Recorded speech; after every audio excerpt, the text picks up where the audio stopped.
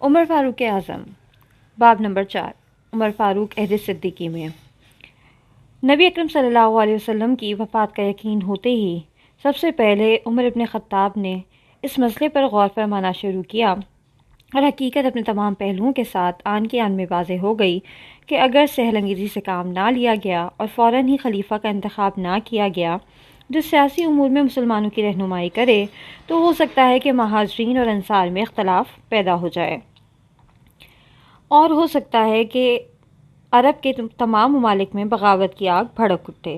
یہ سوچتے ہی وہ مجمع کو چیرتے پھاڑتے جس میں وفات رسول پاک صلی اللہ علیہ وسلم کے متعلق باتیں ہو رہی تھیں مسجد سے نکلے اور چل پڑے۔ رستے میں ابو عبیدہ عامر بن الجراح ملے۔ ان سے کہا ہاتھ بڑھائیے کہ میں بیعت کروں۔ لسان نبوت نے آپ کو امین الامت فرمایا ہے۔ عمر ابن خطاب کی یہ بات سن کر ابو عبیدہ دم بخود رہ گئے اور عمر ابن خطاب کی طرح اس مسئلے کی اہمیت محسوس کی لیکن ان کی رائے سے مطمئن نہ ہوئے۔ انہیں غور سے دیکھا اور کہا جب تم مسلمان ہوئے ہو ایسی بے وقوفی کی بات میں نے تمہاری زبان سے نہیں سنی۔ کیا تم مجھ سے بیعت کرو گے جبکہ تم میں ثانی اسنین صدیق جیسے شخصیت موجود ہے؟ ابھی یہ دونوں اس اہم مسئلے پر تبادلہ خیال کر ہی رہے تھے کہ خبر ملی کہ انصار ثقیفہ بنی سعدہ میں جمع ہو کر خلافت کے بارے میں مشورہ کر رہے ہیں اور چاہتے ہیں کہ مسلمانوں کی امارت انہیں ملے۔ یہ سن کر عمر ابن خطاب تیزی سے چلے اور ابو بکر صدیق کو بلانے کے لیے ایک آدمی عائشہ رضی اللہ تعالیٰ عنہا کے گھر بھیجا جسے ابو بکر صدیق نے یہ کہہ کر واپس کر دیا کہ میں مصروف ہوں، لیکن عمر ابن خطاب نے محسوس کیا کہ مسلمانوں کا مسئلہ ہر مصروفیت پر مقدم ہے، چاہے وہ محمد صلی اللہ علیہ وسلم کی تجہیز و تکفین ہی کیوں نہ ہو۔ اس لیے انہوں نے آدمی کے ہاتھ دوبارہ یہ پیغام بھیجا ایک نہایت اہم مسئلہ درپیش ہے اور اس میں آپ کا ہونا اشد ضروری ہے۔ ابو بکر صدیق یہ کہتے ہوئے گھر سے نکلے ایسی کیا بات پیش آ گئی جو محمد صلی اللہ علیہ وسلم کی تجہیز و تکفین سے بھی اہم ہے؟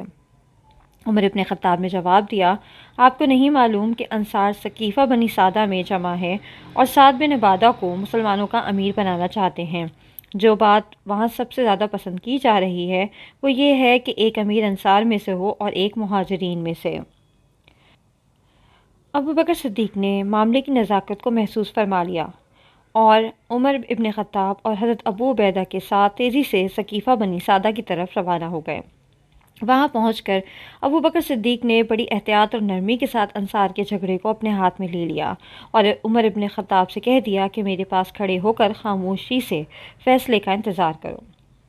عمر ابن خطاب اول تو چپ چاپ کھڑے رہے، لیکن یہ دیکھ کر کہ حباب بن منظر انصار کو بھڑکا رہے ہیں کہ اگر ایک امیر ہم میں سے اور ایک امیر مہاجرین میں سے نہ ہوا تو ہم بغاوت کر دیں گے، ضبط کا دامن ہاتھ سے چھوٹ گیا اور بول اٹھے ایک وقت میں دو امیر جمع نہیں ہو سکتے۔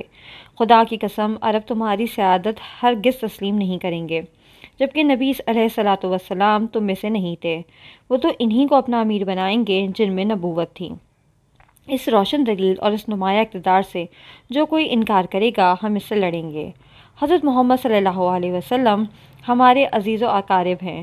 ہم جو کوئی امارت و اقتدار کے مسئلے میں ہم سے جھگڑا کرے گا وہ باطل کی طرف لے جانے والا، گناہ کی طرف ڈھلنے والا اور ہلاکت کی دلدل میں پھنسنے والا ہوگا۔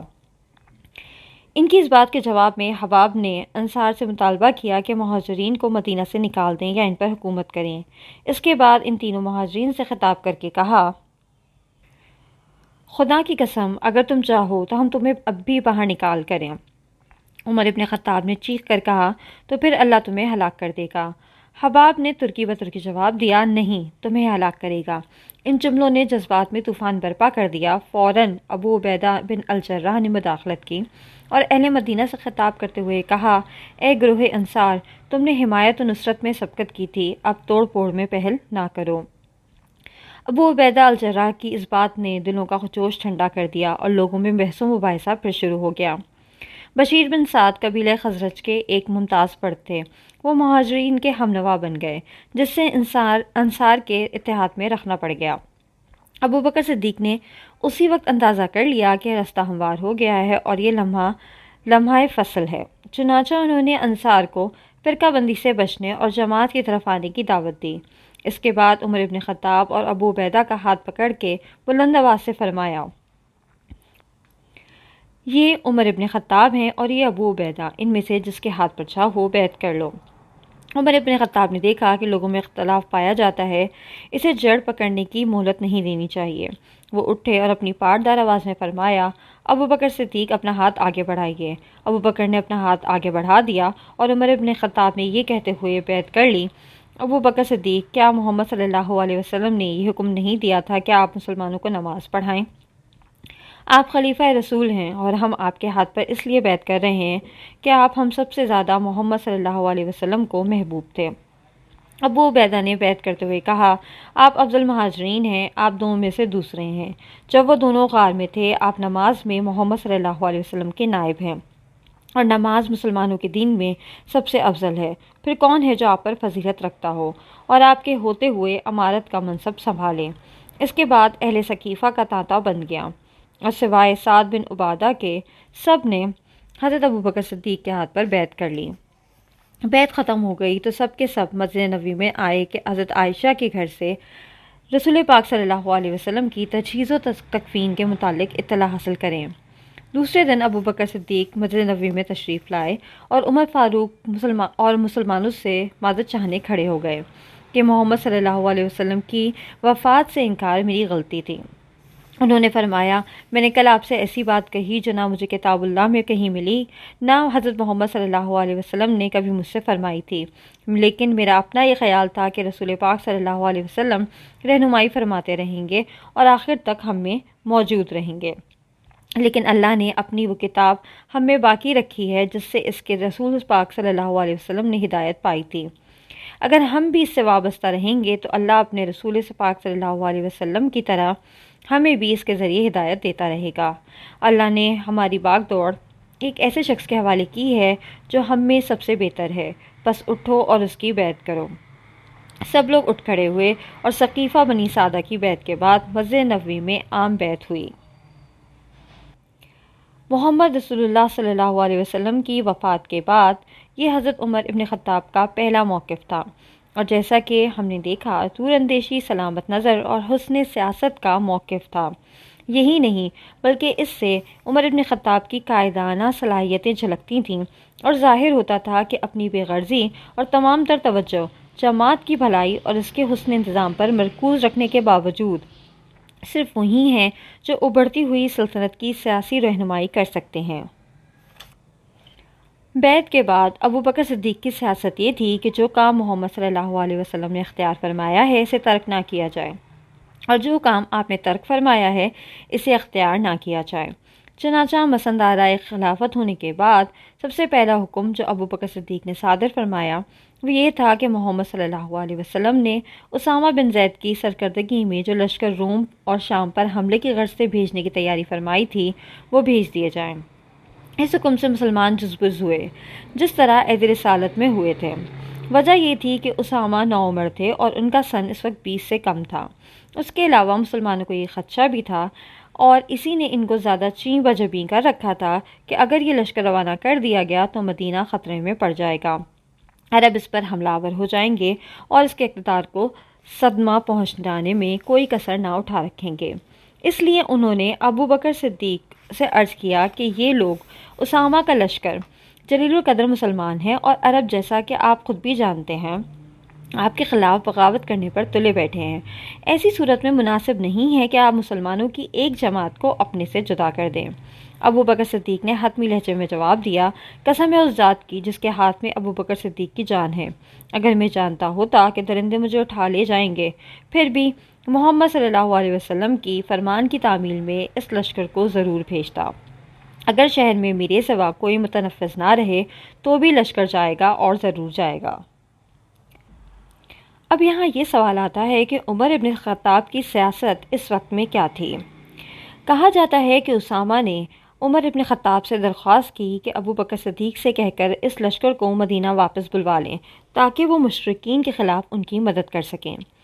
ادھر انصار نے بھی عمر ابن خطاب سے کہا کہ اگر وہ ہمیں بھیجنا ہی چاہتے ہیں تو ہماری طرف سے یہ مطالبہ ان کی خدمت میں پیش کر دیجئے کہ ہمارا قائد کسی ایسے شخص کو بنائیں جو عمر میں اسامہ سے بڑا ہو۔ عمر ابن خطاب نے اسامہ کی درخواست رد نہ کی اور نہ ہی انصار کی، بلکہ یہ دونوں پیغام لے کر ان کی خدمت میں پہنچے۔ اسامہ کی درخواست مسترد کرتے ہوئے ابو بکر صدیق نے فرمایا، اگر مجھے کتے اور بھیڑیے بھی پھاڑ کھائیں تو بھی میں وہ حکم واپس نہیں لوں گا جو محمد صلی اللہ علیہ وسلم نے صادر فرمایا تھا۔ اور انصار کی بات کے جواب میں فرمایا، عمر ابن خطاب تمہاری ماں تمہیں روئے، محمد صلی اللہ علیہ وسلم نے تو اسامہ کو امیر لشکر مقرر فرمایا اور تم مجھ سے کہتے ہو کہ میں اسے معزول کر دوں۔ اسامہ کا لشکر روانہ ہوا جس میں جلیل القدر مہاجرین و انصار سب شامل تھے۔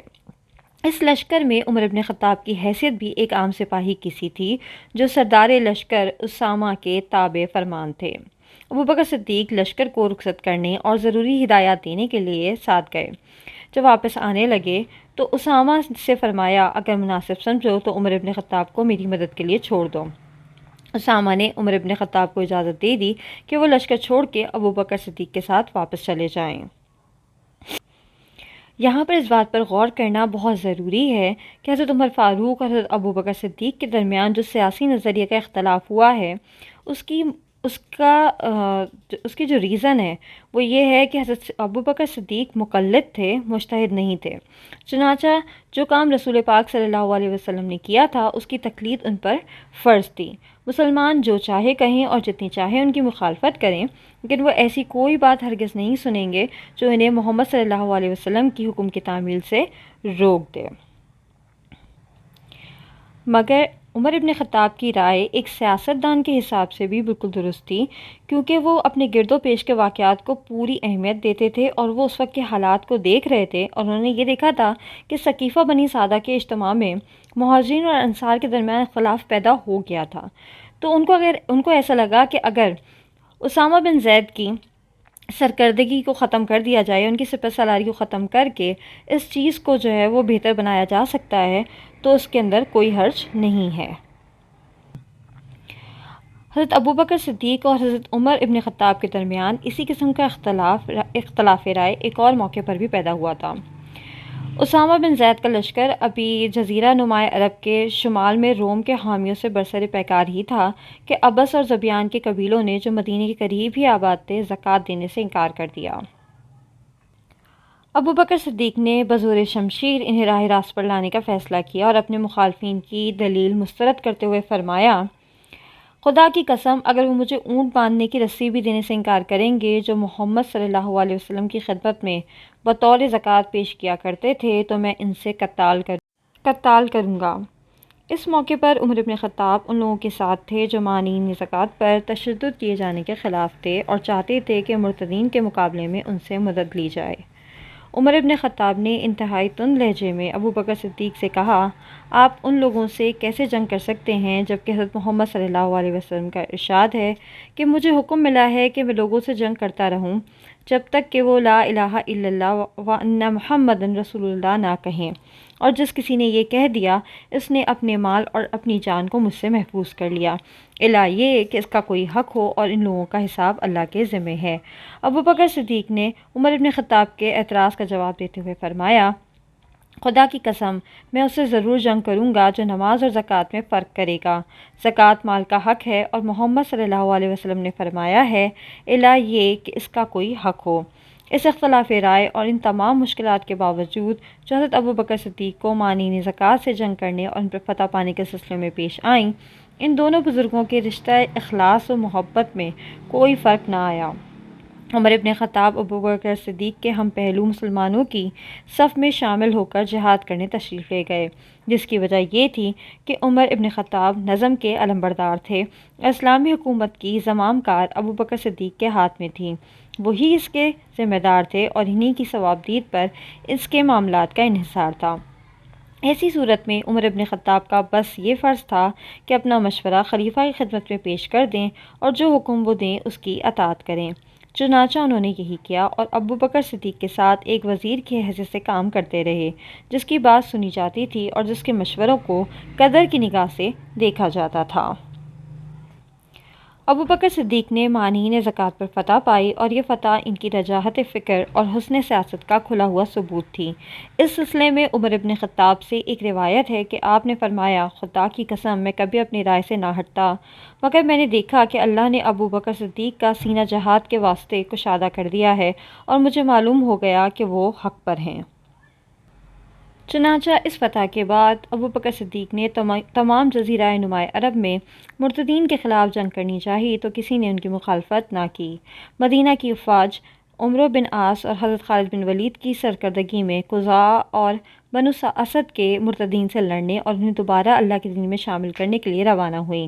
مسلمان مطمئن تھے کہ اللہ ان فوجوں کی ضرور مدد کرے گا اور جو اس کی راہ میں جہاد کے لیے نکلی ہیں، اور عمر ابن خطاب خلیفہ رسول کے پہلو میں بیٹھے انہیں اپنے مشوروں سے مستفید کر رہے تھے، ملکی سیاست کے انصرام میں ان کا ہاتھ بٹا رہے تھے۔ خالد بن ولید نے بنو اسد کے مرتدین پر فتح پانے کے بعد بنو تمیم کے مرتدین کا قصہ پاک کرنے کے لیے بطحا کا رخ کیا اور بنو تمیم کے سردار مالک بن نویرہ کو قتل کر کے عرب کی اس رسم کے خلاف کہ وہ جنگ میں عورتوں سے پرہیز کرتے تھے، اس کی بیوی سے شادی کر لی۔ اس کے بعد ابو بکر صدیق نے انہیں یمامہ بھیج دیا، جہاں خالد بن ولید کو شاندار فتح نصیب ہوئی۔ یہ فتح گویا تمام جزیرہ نماء عرب میں فتنہ ارتداد کے خاتمے کا اللہ کی طرف سے اعلان تھا، باوجود یہ کہ اس میں 1200 مسلمان شہید ہوئے۔ ان شہیدوں کے غم میں سارا مدینہ ایک ماتم کدہ سا بن گیا۔ خصوصاً عمر ابن خطاب اپنے بھائی حضرت زید کی شہادت پر بے انتہا رنجیدہ و غمگین تھے، یہاں تک کہ جب ان کے صاحبزادے عبداللہ مدینہ واپس آئے تو عمر ابن خطاب نے انہیں دیکھ کر فرمایا، زید کی ہلاکت کے بعد تم کیا منہ لے کر آئے ہو؟ جاؤ، میں تمہاری صورت دیکھنا نہیں چاہتا۔ ان کے صاحبزادے نے ایمان کے سچے لہجے میں جواب دیا، انہوں نے اللہ سے شہادت طلب کی اور اللہ نے ان کی دعا قبول فرما لی۔ کوشش میں نے بھی کی مگر میں ناکام رہا۔ حضرت عمر فاروق رضی اللہ تعالیٰ عنہ بے انتہا مغموم تھے، مگر اس غم کے دوران بھی انہیں مسلمانوں کی بے انتہا فکر تھی۔ ان کو یہ فکر تھی کہ یمامہ کی جنگ میں جو مسلمان شہید ہوئے تھے ان میں حفاظ قرآن کی اچھی خاصی تعداد شامل تھی۔ اگر جنگوں کا سلسلہ یوں ہی جاری رہا اور ان میں حفاظ اسی طرح شہید ہوتے رہے جس طرح یمامہ کی جنگ میں شہید ہوئے تو کیا ہوگا؟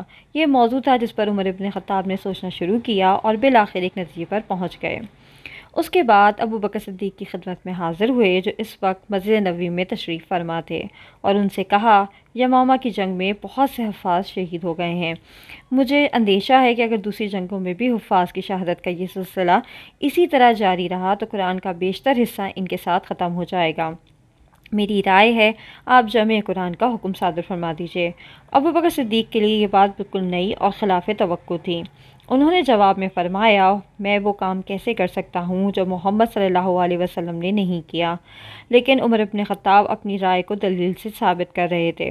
مطمئن ہونے کے بعد ابو بکر صدیق نے زید بن ثابت کو بلایا، پہلے اپنی اور عمر ابن خطاب کی گفتگو ان کے سامنے دہرائی، پھر فرمایا، تم ایک عقل مند اور صالح نوجوان ہو، محمد صلی اللہ علیہ وسلم نے تمہیں کاتب وحی مقرر فرمایا تھا، قرآن کی آیات تلاش کرو کہ انہیں مرتب کیا جائے۔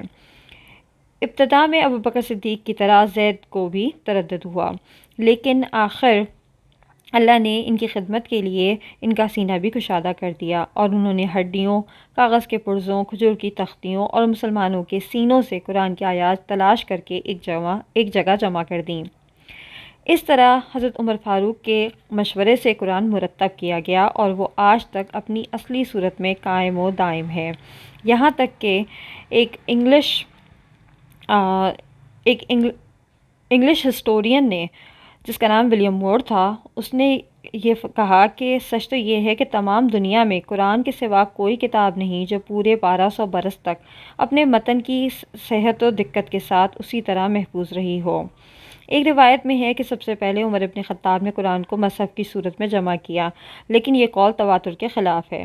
البتہ تواتر عمر ابن خطاب کی فضیلت کو ثابت کرتا ہے کہ انہوں نے ابو بکر صدیق کو جمع قرآن کا مشورہ دیا اور انہیں دلیل سے مطمئن بھی کر دیا۔ جب حضرت خالد بن ولید نے عراق میں پیش قدمی کی اور فتح و نصرت کی خبریں جزیرہ نماء عرب اور اس کے گرد و پیش کی فضاؤں میں گونجیں تو ابو بکر صدیق کے دل میں شام کو فتح کرنے کا خیال آیا۔ چنانچہ ایک دن صاحب اہل رائے کو صبح بلا کر ان جن میں عمر ابن خطاب پیش تھے، کہا کہ محمد صلی اللہ علیہ وسلم شام پر حملے کا مصمم ارادہ کر چکے تھے، لیکن اللہ تعالیٰ نے آپ کو یاد فرما لیا۔ اس کے بعد فرمایا، عرب اپنے ماں باپ کے بیٹے ہیں اور میرا ارادہ ہے کہ انہیں رومیوں سے لڑنے کے لیے شام بھیجوں۔ ان میں سے جو مارا جائے گا شہید ہوگا، اور نیک لوگوں کے لیے اللہ کے گھر خیر و برکت ہے، اور جو زندہ رہے گا وہ دین کی حفاظت و مدافعت میں زندہ رہے گا، اور اللہ اسے مجاہدین کے ثواب سے نعمت اندوز کرے گا۔ یہ کہہ کر اس مسئلے میں ان کی رائے طلب کی۔ عمر ابن خطاب نے سب سے پہلے جواب دیتے ہوئے کہا، خدا کی قسم، ہم نے جب بھی کبھی کسی بھلائی کی طرف بڑھنا چاہا، آپ ہم پر سبقت لے گئے۔ خدا شاہد ہے، یہی بات میں بھی آپ سے کہنے والا تھا، لیکن اللہ کو منظور نہ ہوا، اور اب آپ نے خود ہی اس کا ذکر فرما دیا۔ اللہ نے آپ پر راستی و فتح مندی کی راہیں کھول دی ہیں۔ گھوڑوں کے پیچھے گھوڑے، پیادوں کے پیچھے پیادے، اور فوجوں کے پیچھے فوجیں بھیجیں۔ اللہ اپنے دین کا مددگار، اسلام اور اہل اسلام کا محافظ، اور اپنے رسول پاک صلی اللہ علیہ وسلم سے کیے ہوئے وعدے کا پورا کرنے والا ہے۔ ابو بکر صدیق اور عمر ابن خطاب کی یہ گفتگو سن کر باقی حاضرین کے دل میں اس دعوت کے لیے کوئی جوش پیدا نہ ہوا، بلکہ وہ آپس میں چہمگوئیاں کرتے رہے۔ دراصل ان پر روم کی ہیبت چھائی ہوئی تھی۔ جب ان کی سرگوشیاں ختم ہوئیں تو ابو بکر صدیق نے تیاری کا حکم دیا، لیکن وہ خاموش رہے۔ عمر ابن خطاب سے رہا نہ گیا تو وہ چیخ کر بولے، مسلمانوں، آخر تمہیں کیا ہو گیا ہے؟ خلیفہ رسول صلی اللہ علیہ وسلم کو جواب کیوں نہیں دیتے، جبکہ وہ تمہیں زندگی بخش جہاد کی طرف بلا رہے ہیں؟ حاضرین کے دل میں عمر ابن خطاب کی چیخ کا ایسا اثر ہوا کہ وہ جہاد پر رضامند ہو گئے، لیکن بہتر یہ سمجھا گیا کہ ابو بکر صدیق یمن اور جزیرہ نما عرب کے دوسرے لوگوں سے بھی مدد کی اپیل کریں۔ عمر ابن الخطاب حضرت ابو بکر صدیق کی جنگی سیاست سے دامن کش تھے۔ اسامہ کے لشکر کی روانگی پر ان کا دل خوش نہ تھا۔ مانعین زکوٰۃ کے خلاف جنگ کرنے پر وہ رضامند نہ تھے، اور جب ارتداد کی جنگوں کے لیے ابو بکر صدیق نے مدینہ میں تیاری کی تو وہ اس سے اس حد تک الگ تھلگ رہے کہ مورخین اس سلسلے میں ان کی کسی رائے کا قریب ذکر ہی نہیں کرتے۔ لیکن ابو بکر صدیق کی یہ جنگی سیاست کامیاب رہی۔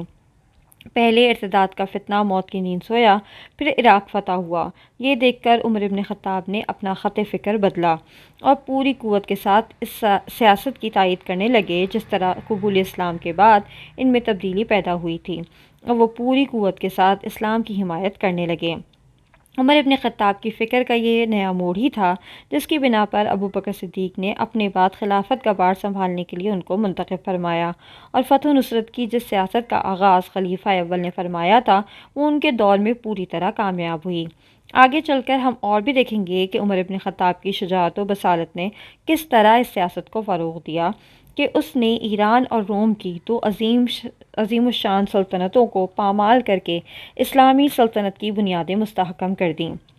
لیکن ان دنوں عمر ابن خطاب کے سیاسی مسلک میں جو انقلاب پیدا ہوا، اس نے ان کی اجتماعی پالیسی پر کوئی اثر نہیں ڈالا۔ اجتماعی حیثیت میں عمر ابن خطاب کا طرز عمل بعض بنیادی امور میں ابو بکر صدیق کے طرز عمل سے مختلف تھا۔ ابو بکر صدیق مسلمانوں میں مساوات کے بشدت خواہش مند تھے۔ وہ عربی اور اجمی میں کوئی فرق روا نہ رکھتے تھے۔ اسلام میں سبقت اور تاخیر کرنے والوں میں کوئی تمیز ان کے نزدیک جائز نہ تھی۔ ان کے عہد میں مدینے کے قریب سونے کی ایک کان برآمد ہوئی، اور اس کان سے جو سونا نکلا ابو بکر صدیق نے سب مسلمانوں میں برابر تقسیم کر دیا۔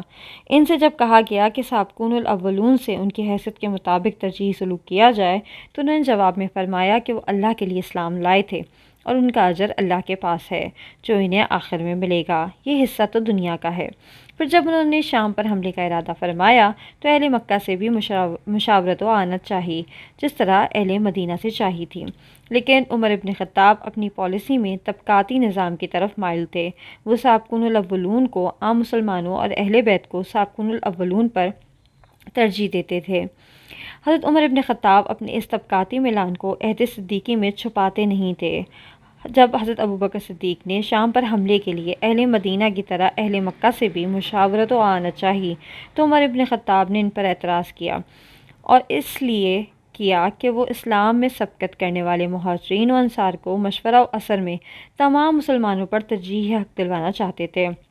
سہیل بن عمرو نے حضرت عمر ابن خطاب کی اس رائے سے اختلاف کرتے ہوئے کہا، کیا ہم اسلام میں تمہارے بھائی اور نسب میں تمہارے اسلاف کی اولاد نہیں ہیں؟ کیا تم محض اس لیے اس نیک مقصد کی راہ میں ہم سے پہلے قدم اٹھا چکے ہو، ہمارے رشتوں کو کاٹ رہے ہو اور ہمارے حقوق سلب کرنا چاہتے ہو؟ عمر ابن خطاب نے اپنے مفہوم کی وضاحت اس جواب میں فرمائی، خدا کی قسم، میں نے جو کچھ کہا ہے تمہیں سابقین اسلام کے متعلق نصیحت کرنے کے لیے کہا ہے۔ میں چاہتا ہوں کہ تمہارے اور تم سے برتر مسلمانوں کے درمیان انصاف ہونا چاہیے۔ سابقین اسلام، اصحاب بدر اور اہل بیت کی فضیلت کے سلسلے میں عمر ابن خطاب کی یہ رائے کسی ذاتی غرض پر نہیں، ان کی قناعت پسندی پر مبنی تھی۔ چنانچہ عہد صدیقی اور خود اپنے زمانے خلافت میں وہ ان تمام حضرات سے معاملات اور ان کے درمیان انصاف کرنے میں ہر اثر اور غرض سے پاک تھے۔ عدل و انصاف کا یہ جذبہ عمر ابن خطاب کی فطرت میں اول ہی سے تھا، جو وقت کے ساتھ ترقی کرتے کرتے حد کمال کو پہنچ گیا۔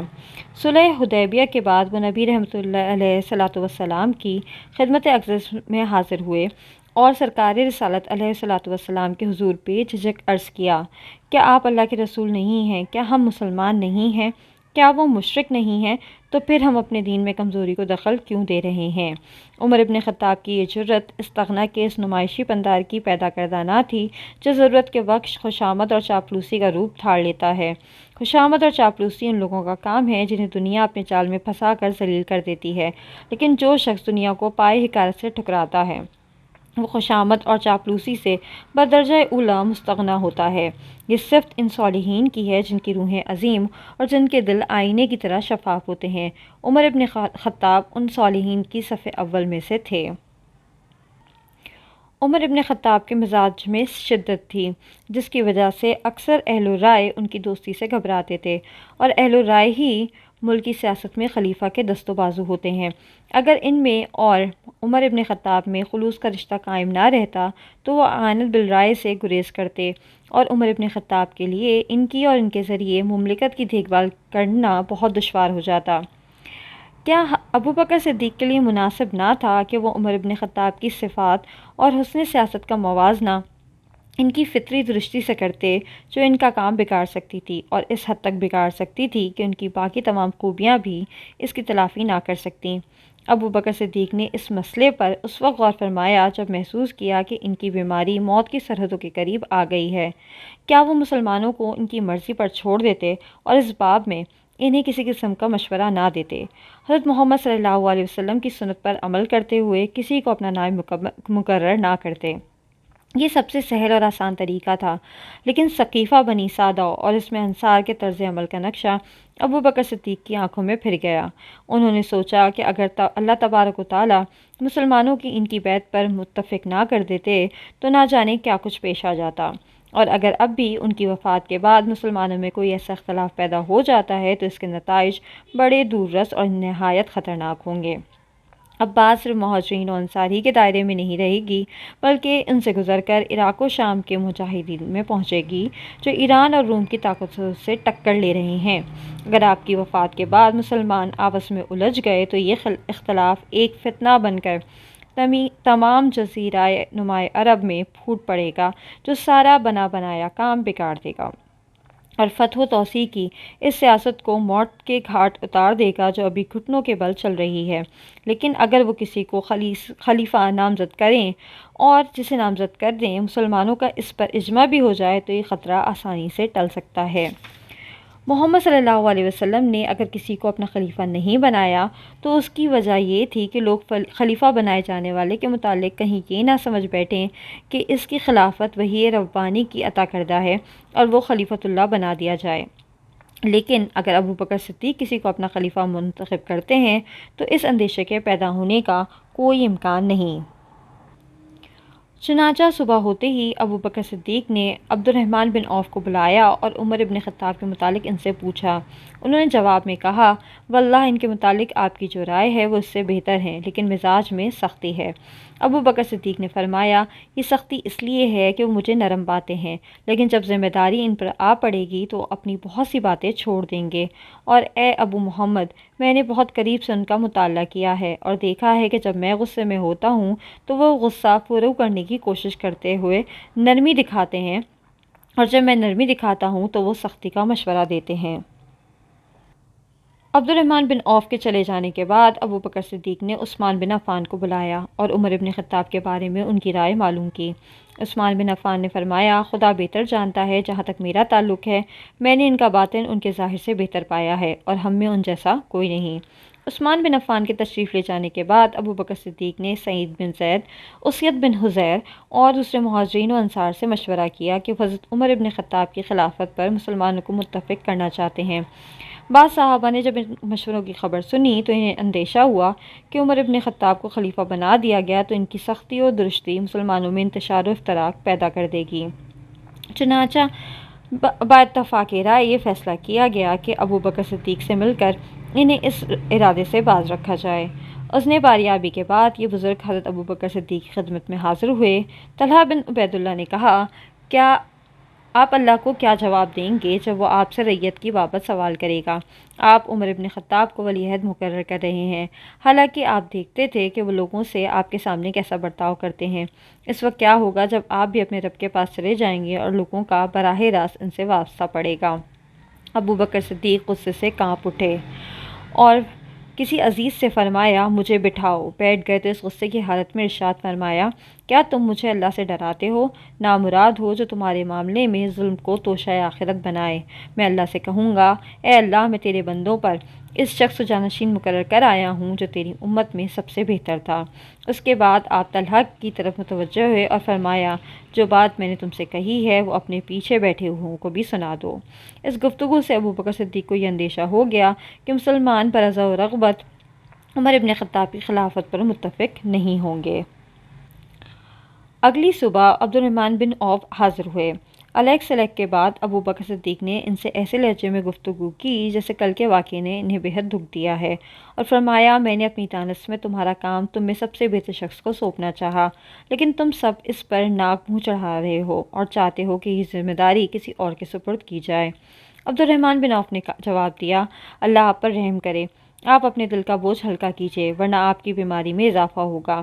لوگ اس معاملے میں دو فریق ہو گئے ہیں، ایک فریق وہ ہے جس کی رائے آپ کی رائے سے اتفاق رکھتی ہے اور وہ آپ کے ساتھ ہے، اور دوسرا وہ جو آپ کی رائے کے خلاف ہے اور وہ آپ کا مشیر ہے، جیسا کہ آپ چاہتے ہیں، آپ کا دوست ہے۔ ہمیں یقین ہے کہ آپ کا ارادہ نیک ہے اور امت کی اصلاح و فلاح اور اصلاح و ہدایت کے سوا اس سے آپ کا اور کوئی مقصود نہیں۔ ابو بکر صدیق نے صرف اہل الرائے مسلمانوں سے مشورہ کر لینا ہی کافی نہ سمجھا، بالخصوص جب یہ دیکھا کہ کچھ لوگ ان کی رائے سے اختلاف بھی رکھتے ہیں۔ چنانچہ بالا خانے پر تشریف لے گئے۔ نیچے مسجد میں آدمی جمع تھے۔ ان کو مخاطب کر کے فرمایا، کیا تم اس شخص کو پسند کرو گے جس کو میں ولی عہد مقرر کر دوں؟ خدا کی قسم، میں نے غور و فکر کا کوئی دقیقہ فروگزاشت نہیں کیا اور اپنے کسی قرابت دار کو یہ منصب نہیں دیا۔ میں عمر ابن خطاب کو اپنا جانشین مقرر کرتا ہوں، میرا کہنا سنو اور مانو۔ لوگوں نے کہا، ہم نے سنا اور مانا۔ اس کے بعد ابو بکر صدیق نے اپنے ہاتھ آسمان کی طرف اٹھائے اور کہا، اے اللہ، میں نے یہ انتخاب صرف مسلمانوں کی بہتری کے لیے کیا ہے اور اس اندیشے سے کہ ان میں فساد نہ ہو۔ میں نے وہ عمل کیا ہے جس کو تو بہتر جانتا ہے۔ میں نے خوب غور و فکر کے بعد رائے قائم کی ہے، بہترین اور قوی ترین شخص کو ولی عہد کیا ہے جو سب سے زیادہ مسلمانوں کی راست روی کا خواہش مند ہے۔ لوگوں نے جب یہ دعا سنی تو ان کی بیشتر تعداد ابو بکر صدیق کے اس اقدام سے بالکل مطمئن ہو گئی۔ اب حضرت ابو بکر صدیق نے عمر ابن خطاب کو بلایا اور وصیت فرمائی کہ بغیر سہل انگیزی اور تاخیر کے عراق اور شام کی جنگ جاری رکھی جائے۔ اس کے بعد انہیں وہ فرائض یاد دلائے جو تلاش حق کے سلسلے میں خلیفۃ المسلمین پر عائد ہوتے ہیں۔ پھر فرمایا کہ اللہ نے آیت رحمت کے ساتھ ہی آیت غضب کا ذکر فرمایا ہے تاکہ بندہ اپنے اللہ سے رغبت بھی رکھے اور اس سے خوف بھی کھائے اور غیر حق کے لیے اس کا شکر ادا نہ کرے۔ اگر اس نے ایسا کیا تو غائب چیزوں میں سے موت سے زیادہ اسے کوئی چیز محبوب نہ ہوگی۔ اس کے بعد اللہ اس کا حساب لے گا اور حق اور اس کے اتباع کا اسے نیک اجر دے گا۔ جب ابو بکر صدیق وصیت فرما چکے تو عمر ابن خطاب باہر آئے۔ وہ اس وقت ذمہ داری کے متعلق سوچ رہے تھے جو ان کے شانوں پر ڈال دی گئی تھی، اور آرزو کر رہے تھے کہ کاش ابو بکر صدیق صحت یاب ہو کر اس نازک ترین صورتحال کا مقابلہ کر سکیں۔ لیکن جب بوجھ اٹھانے کا وقت آیا تو انہوں نے بغیر کسی ہچکچاہٹ کے اسے اٹھا لیا۔ بے شک وہ بڑی ذمہ داری اور غیر معمولی مشقتوں کا بوجھ تھا۔ لیکن کون تھا جو عمر ابن خطاب کی طرح اس بوجھ کو اٹھا سکے اور اس سے عہدہ برا ہو سکے؟ عمر ابن خطاب نے پورے عزم اور پوری قوت سے یہ بوجھ اٹھایا اور دنیا کو اس وقت خیر بات کہا جب اسلامی فتوحات ایران، شام اور مصر کو اپنی وسیع آغوش میں لے چکی تھیں، جب اسلامی سلطنت فولادی بنیادوں اور آہنی ستونوں پر استوار ہو چکی تھی۔